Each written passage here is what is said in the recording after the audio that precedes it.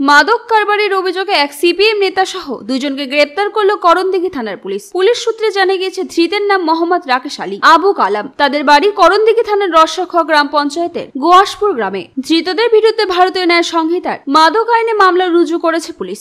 এদিন অর্থাৎ সোমবার বিকেলে ধৃতদের রায়গঞ্জ জেলা আদালতের বিশেষ কোর্টে তোলা হলে বিচারক 7 দিনের পুলিশ হেফাজতের নির্দেশ দেন। ধৃত সিপিএম নেতা রাকেশ আলীর বিরুদ্ধে এর আগেও একাধিক মাদক আইনে মামলা রুজু করেছে করণদিঘি থানার পুলিশ।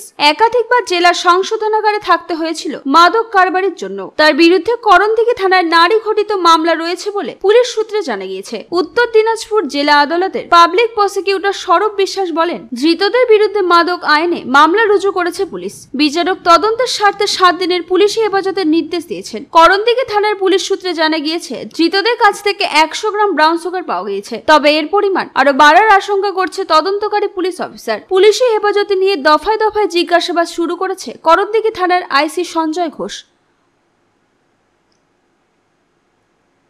রায়গঞ্জ থেকে বিথিকা পালের রিপোর্ট, কুলিক নিউজ।